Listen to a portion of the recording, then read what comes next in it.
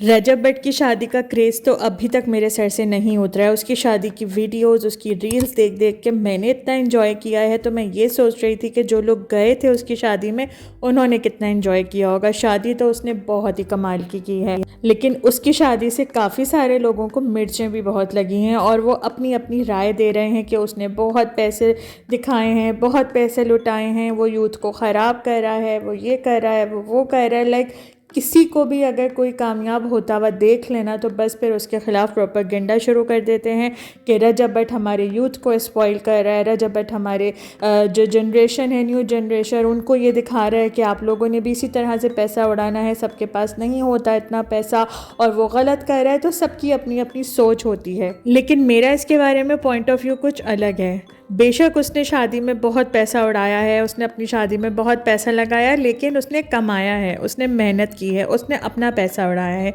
तो किसी को भी इससे जलन करने की, हसद करने की बिल्कुल भी ज़रूरत नहीं। लेकिन स्पेशली हमारे यहाँ पाकिस्तान के जो लोग हैं वो, उनकी सोच ही ऐसी हो चुकी है कि वो अगर देखते हैं ना कि कोई ऐसे एकदम से किसी को इतनी हाइप मिल गई है या कि कोई इतनी जल्दी फेमस हो गया है तो उनसे बर्दाश्त नहीं होता और फिर वो उसको नीचे गिराने के लिए कुछ ना कुछ ऐसी चीज़ें करते रहते या कोई ना कोई ऐसी बकवास करते रहते हैं जिससे कि उसका जो इमेज है वो डाउन हो जाए। जैसे कि शादी के नेक्स्ट डे ही उसको पुलिस ने अरेस्ट कर लिया, तो वो सारा इशू भी बहुत ही डिस्टर्बिंग था और मुझे भी बहुत टेंशन हो गई थी क्योंकि मैं उसकी शादी के व्लॉग्स इतना एंजॉय कर रही थी और फिर बीच में ऐसी खबर आ गई तो बहुत ज़्यादा टेंशन हुई। लेकिन जिसके साथ अल्लाह होता है फिर उसका कोई कुछ नहीं बिगाड़ सकता और अल्लाह ने मदद की और वो बहुत जल्द वापस आ गया अपनी फैमिली के पास। तो दोबारा ऐसा कभी भी ना हो रजब भट्ट के साथ, मैं यही दुआ करूँगी क्योंकि काफ़ी सारे लोगों की नज़रें हैं उसके ऊपर।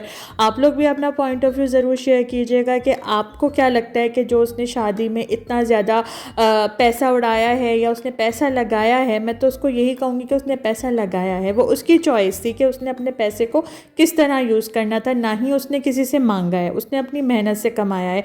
और वो तो सबके लिए यही बोलता है कि आप भी कमाओ, आप भी मेहनत करो, लेकिन हर किसी की लक ऐसी नहीं होती।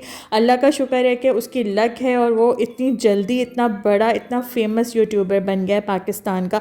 तो ये खुशी की बात है कि पाकिस्तान का एक इतना फेमस यूट्यूबर है जिसको इंडिया में भी इतना ज़्यादा पसंद किया जा रहा है और इंडिया के बड़े बड़े यूट्यूबर्स उसके व्लॉग देख रहे थे और वो इन्जॉय कर रहे थे। तो बस मैं तो यही इस बारे में बोल सकती हूँ कि हमें दूसरों की खुशी में खुश होना चाहिए। और यहाँ पे जी मैंने अपना एक पूरा रूटीन भी आप लोगों के साथ शेयर कर दिया। घर में काफ़ी सारे चेंजेस हुए हैं तो वो भी मैं एक एक करके आपको दिखाऊंगी। और फिलहाल यहाँ पे बस मेरा ये वाला दिन एंड हो रहा है। मैंने सोचा कि एक मिनी व्लॉग बना के शेयर कर देती हूँ बिकॉज बहुत बिजी रूटीन चल रहा है और थोड़े बहुत चैनल के भी इश्यूज़ हैं तो वो भी ज़रा सॉर्ट आउट हो जाएँ तो मैं दोबारा से अपनी रूटीन की तरफ वापस आ जाऊँगी। और आप लोग इस बारे में क्या राय रखते हैं मुझे ज़रूर बताइएगा कमेंट्स में।